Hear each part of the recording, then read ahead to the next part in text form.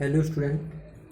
अभी तक हमने पढ़ा था कि हमने क्षेत्रमिति की डेफिनेशन आपको बताई थी और हमने विषमबाहु जो त्रिभुज था, टाइप ऑफ त्रिभुज में विषमबाहु त्रिभुज का देखा था हमने, भुजाओं के आधार पर था तो विषमबाहु त्रिभुज पढ़ाया था। अभी रह गया है हमारा समबाहु समद्विबाहु और हमारा समबाहु त्रिभुज। तो देखिए, जो हमने भुजाओं के आधार पर वर्गीकरण करवाया था उसमें हमने समद्विबाहु विषमबाहु हमने कंप्लीट कर लिया था, लेकिन अभी हमने समद्विबाहु और समबाहु त्रिभुज को कंप्लीट नहीं किया। तो हम देखेंगे अब समबाहु त्रिभुज जिसकी सभी भुजाएं समान होती हैं। देखो डालते हैं समबाहु त्रिभुज, हेडिंग डाली, सेकंड था ये हमारा समबाहु त्रिभुज। समबाहु त्रिभुज, समबाहु त्रिभुज में क्या होता है कि सभी भुजाएं समान होती हैं। क्या होता है समबाहु, सम मीन्स समान, बाहु मीन्स भुजाएं, मीन्स जितनी भी भुजाएं होती हैं सब क्या होती हैं, समान होती हैं। तो मतलब ऐसा त्रिभुज जिसकी सभी भुजाओं की लंबाई समान हो। मीन्स यहां लिख सकते हैं हम, जिस त्रिभुज की सभी भुजाओं की लंबाई समान हो तो क्या कहलाएगा, क्या कहलाएगा हमारा समबाहु त्रिभुज कहलाएगा। जिस त्रिभुज की सभी भुजाओं की लंबाई समान हो तो क्या कहलाएगा, हमारा समबाहु त्रिभुज कहलाएगा। समबाहु त्रिभुज समझ गए ना, आपकी भुजाओं की लंबाई समान। त्रिभुज की भुजाएं कौन कौन सी होती है, एक ये हो गया, एक ये हो गया, एक ये हो गया, क्योंकि बंद होनी चाहिए आकृति।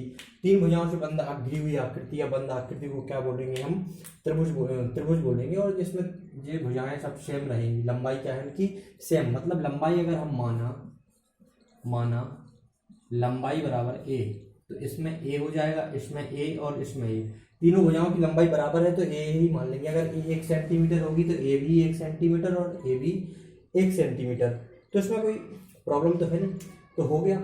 अब इसमें देखते हैं कि जो इसके कोण रहते हैं, अभी तो जैसे समबाहु में तो भुजाओं की लंबाई अलग अलग है तो कोण भी अलग अलग होंगे।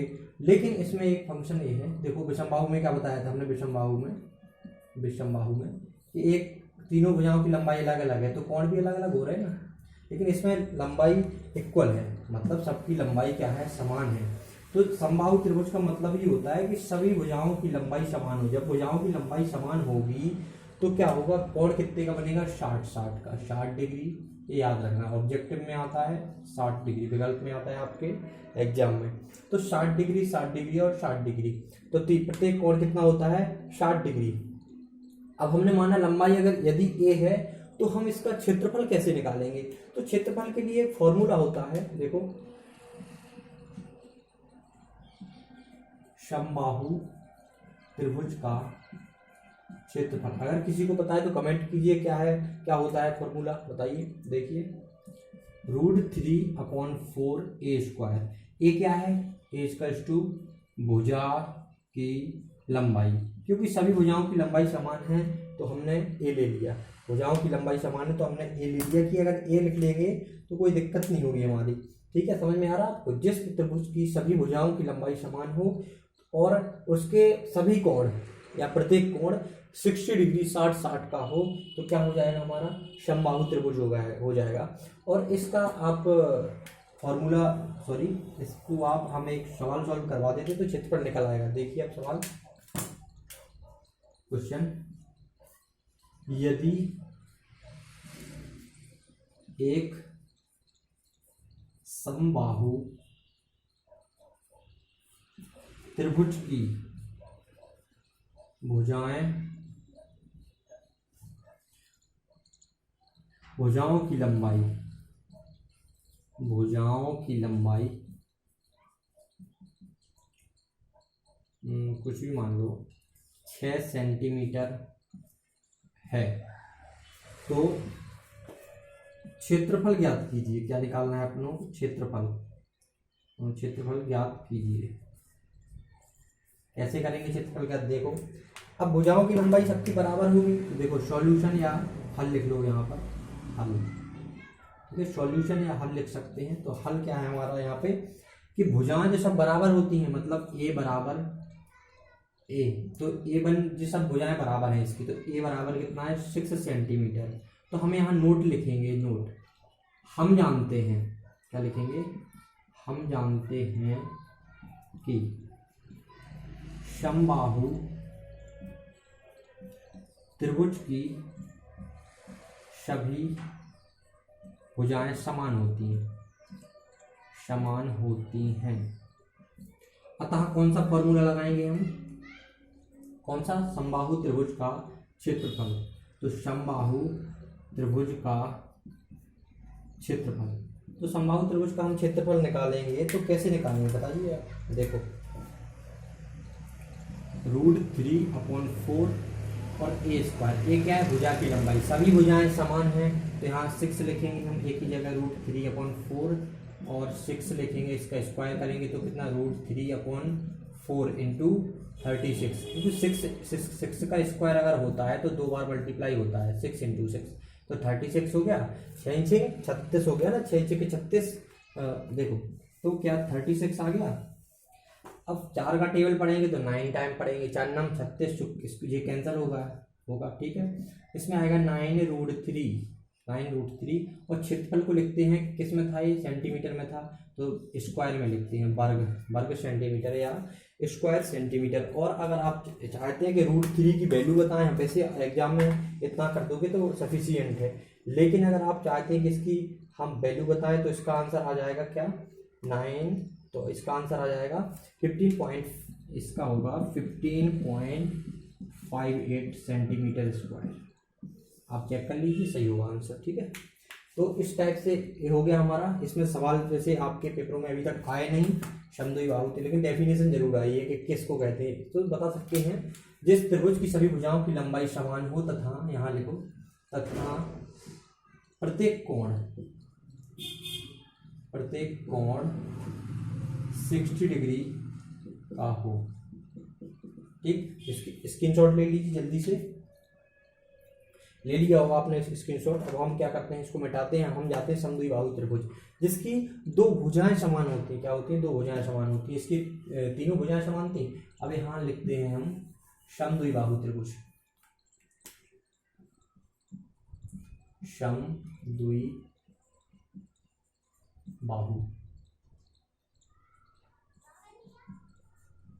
समद्विबाहु त्रिभुज, समद्विबाहु त्रिभुज हो गया हमारा ये। समद्विबाहु त्रिभुज में क्या होता है कि दोनों 2 भुजाएं समान होती हैं, त्रिभुज की 2 भुजाएं, समद्वि समान, सम में समान और द्वि में 2, तो समद्विबाहु, बाहु में भुजाएं, मतलब जिसकी 2 भुजाएं समान होती हैं उसको क्या बोलते हैं, समद्विबाहु त्रिभुज बोलते हैं। कल क्या हो गया, एक वीडियो हमने रिकॉर्डिंग कर दी, पूरी लेक्चर पढ़ाते रहे, लेकिन कहीं माइक में प्रॉब्लम हो गई थी या सही से लगा नहीं पाए होंगे, तो उसमें क्या है, आवाज़ नहीं गई और फिर हमें अपलोड ही करनी पड़ी, क्योंकि क्या करते उस वीडियो को, मेहनत तो की थी ना, तो क्या हो गया, मेहनत की थी तो फिर हमने अपलोड कर दी, लेकिन उसमें आवाज़ नहीं आ रही। तो आज मैंने चेक करके अपलोड किया है कि आपकी आवाज़ आ रही है, उसके बाद वीडियो रिकॉर्डिंग स्टार्ट किया कि हमारी आवाज़ आ रही है या नहीं आ रही, ठीक है। अब समद्विबाहु त्रिभुज देखेंगे आप, देखो, तो जिसमें 2 भुजाएं, मैंने बताया ऐसा त्रिभुज जिसकी किन्हीं 2 भुजाओं की लंबाई बराबर हो तो समद्विबाहु त्रिभुज कहलाता है। देखो, इस त्रिभुज की किन्हीं, मतलब कोई भी किन्हीं 2 भुजाओं की लंबाई समान होती है, समद्विबाहु त्रिभुज कहलाते हैं, ठीक है। तो इसमें क्या होता है, ठीक है, तो 2 भुजाओं की लंबाई समान रखते हैं, ठीक कर दी हमने, और यहाँ पर एक इस टाइप से, मतलब ए वाली भुजा, तो इसको अगर हम क्या मान लें, अगर नीचे वाले को ए मान लें, क्या मान लें, इसको ए, समबाहु में तो सबको हमने ए माना था क्योंकि सब बराबर थी, लेकिन इसको हम ए मानेंगे और इसको दोनों को बी मानेंगे क्योंकि ये दोनों क्या है, बराबर, तो ए बराबर नहीं है दोनों। अब इसमें क्या है, देखिए आपने 9th या 10th में पढ़ा होगा कि लंबे कैसे डालते हैं, सिंपल यहाँ शीर्ष से लंबे डालते हैं, और जहाँ जिस रेखा पर लंबे डलेगा वहाँ पर 90 डिग्री का कोण बनेगा, 90 डिग्री का कोण बनेगा, और दूसरी जिस रेखा पर लंबे डलता है उसको दो बराबर भागों में वो लंब बांट देता है। तो क्या करेंगे, अब ये ए था तो यहाँ से यहाँ हो जाएगा एक ए बटे दो, मतलब कोई चीज दो थी तो एक एक हो जाएगी, कैसे करेंगे हम, या चार थी तो दो कर दो तो दो दो हो जाएगा, तो इसी का हम आधा कर देंगे, दो का भाग देना मतलब आधा कर रहे हैं हम। देखो तो ए बटे दो हो गया, तो ये क्या है हमारा समद्विबाहु त्रिभुज। ठीक है, अब इसका हम क्षेत्रफल लिखते हैं। देखो देखो तो क्या हो रहा, जे इसको पॉइंट को ए मानो, ए बी हो गया, ए सी, तो इसमें क्या हो रहा है डी मानो, यहाँ लंबे डला है हमारा पॉइंट को, तो यहाँ ए डी ये क्या हो जाएगा, बीसी पर क्या है, बीसी पर क्या ए डी जो लंब है जो किस पे डल रहा है, बीसी पर डल रहा। ठीक है, तो ए डी ये लंब हो गया जो बीसी को दो बराबर भागों में बांट रहा। ठीक है, तो इसमें ये क्या है, ए क्या है ये दो बराबर भागों में बांट रहा, तो बी डी, क्योंकि यहाँ से यहाँ तक तो बी डी हो गया ना, बी डी बराबर, या फिर डी कैपिटल ले लेते हैं, बी डी बराबर, और यहाँ कैपिटल बी डी बराबर सी डी, बी डी बराबर सी डी, मतलब इसकी लंबाई इतना और इतना, क्योंकि दो बराबर भागों में बांटा तो बी डी बराबर सी डी हो जाएगा हमारा। ठीक, और ए बी बराबर ए सी हो जाएगा। देखो पहला तो ए हो जाए, दूसरा केस ए है ए वाला, और तीसरा हो जाएगा हमारा, जे भुजाएं हमारी द्विबाहु है, समद्विबाहु है, तो दो भुजाएं तो बराबर होंगी ना, तो कौन कौन सी हैं, इसका लंबाई बराबर है बी, मतलब ए बी, ए से बी, ये हो गया ना ए बी, इतना रेखाखंड ए बी, ये ए हो गया, ये बी हो गया, और जे क्या हो गया यहाँ से यहाँ तक, ये ए है और ये सी है। ठीक है, तो ए बी बराबर ए सी, अब ये किसके बराबर है, बी के बराबर है, इसकी लंबाई बी लिखी हुई है। ठीक है, तो ए बी बराबर ए सी बराबर बी। ठीक है, तो ए हो गया हमारा समद्विबाहु त्रिभुज का। अब इसका क्षेत्रफल लिखते हैं हम, समझ में तो आया ना आप लोगों को। देखो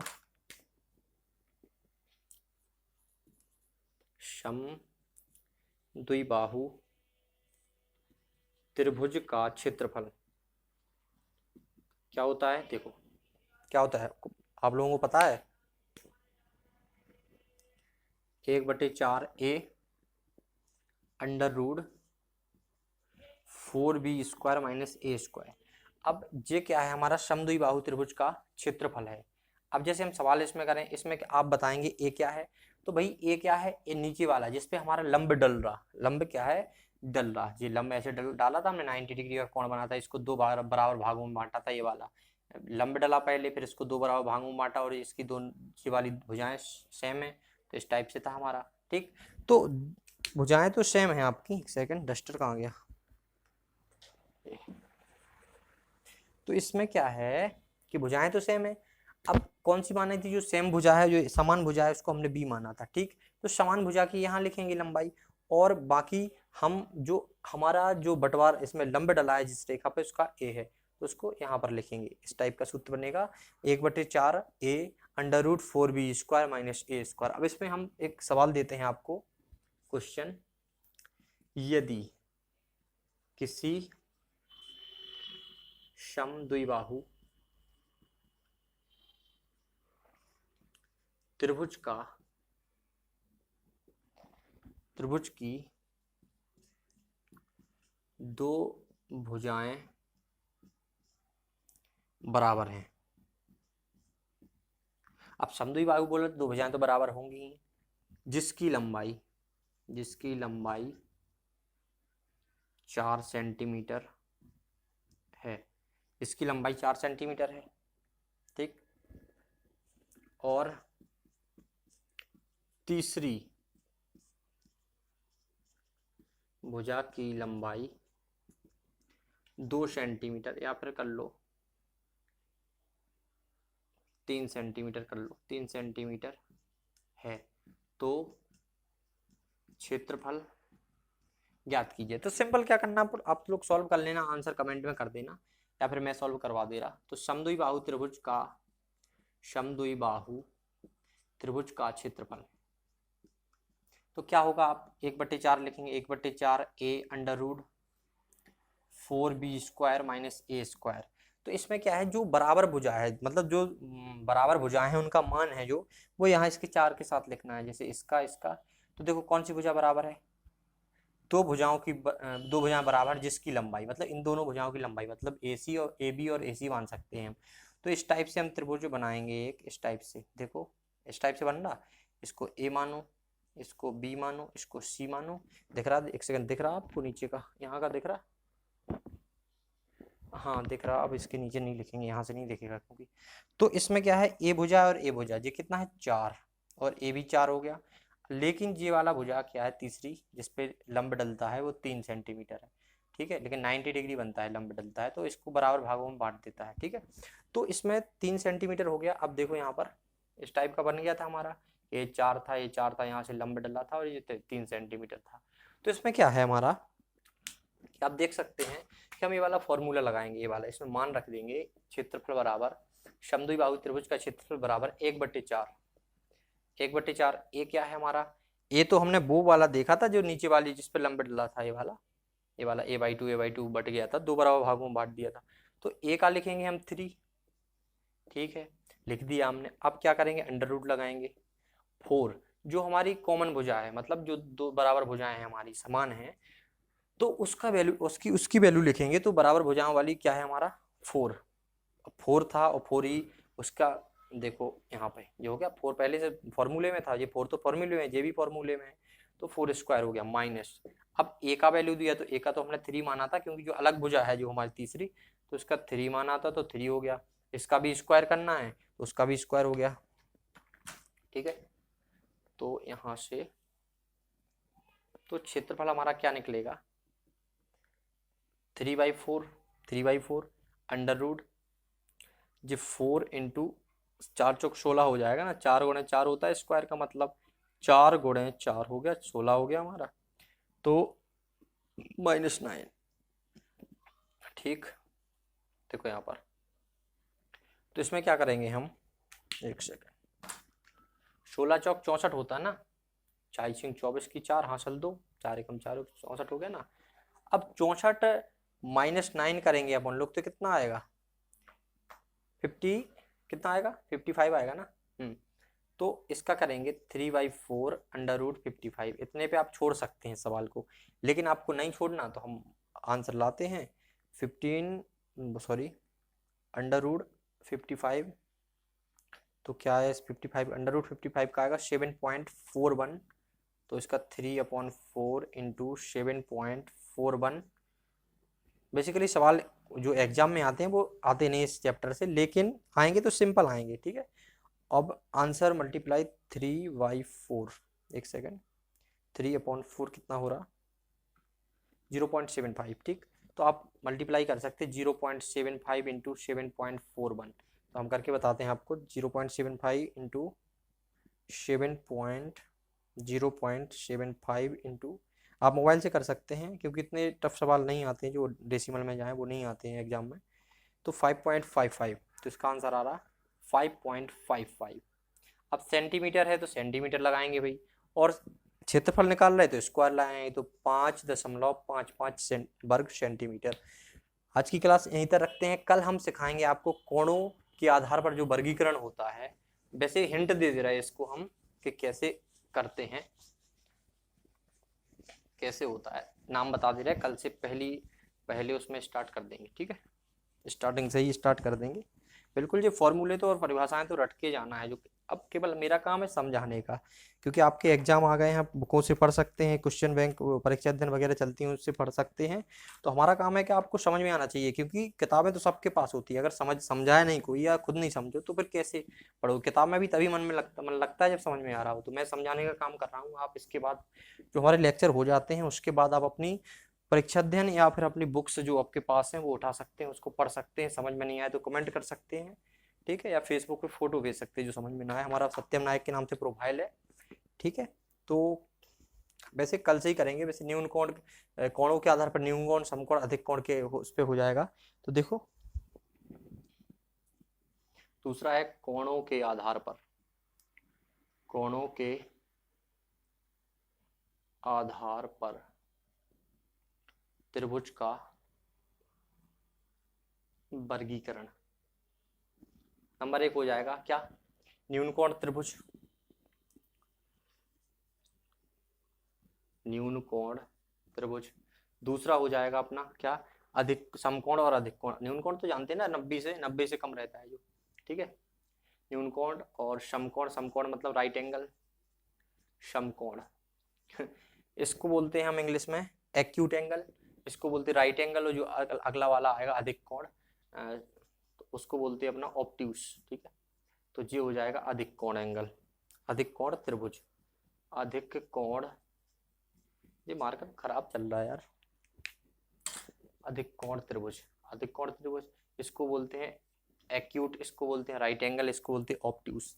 ठीक है, आपकी बुक्स में वगैरह में लिखा होगा। तो अब हम कल से स्टार्ट करते हैं। अब वैसे हम ये बता दे रहा है कि जो न्यून कोण होता है वो 90 से कम होता है, 90 से कम, लेकिन 0 से बड़ा। 90 मतलब डिग्री लगाओ यहाँ पर, 90 डिग्री से कम लेकिन 0 से बड़ा, ये होता है एग्जैक्ट 90 डिग्री, 90 डिग्री। ठीक, ये होता है 90 डिग्री से बड़ा लेकिन 180 डिग्री से छोटा होता है, लेकिन 180 डिग्री से छोटा। ठीक, ये आपका कंप्लीट हो गया। कल हम इसको कंप्लीट करेंगे फर्स्ट से। Thank you. आज की क्लास इतनी ही। कल क्या प्रॉब्लम हो गई थी माइक में, पता नहीं चला क्या हो गया, और देख भी नहीं पाया मैं, और वीडियो रिकॉर्डेड होगी, अपलोड भी करनी पड़ेगी क्योंकि मेहनत की थी उसमें। तो थैंक यू। अगर आप सब्सक्राइब कीजिए हमारे चैनल को अगर आप नए हों, और लोगों को भी बताइए कि स्टार्ट हो गया है। और दूसरी बात, अगर जब आपके एग्जाम चलेंगे तो पुराने पेपर सॉल्व करवाएंगे। हम सोच रहे हैं कि 10वीं के जो बोर्ड एग्जाम होने वाले हैं उस टाइम पर उसके जो पुराने प्रीवियस ईयर के पेपर हैं, पुराने साल के पेपर हैं, उनको सॉल्व करवाया जाएगा। ठीक है, उसके बाद 15 अप्रैल से अपनी क्लास स्टार्ट हो ही रही है, तो भी प्रॉब्लम नहीं है। आपको समझ में नहीं आए तो आप कमेंट कर सकते हैं। वैसे थैंक यू।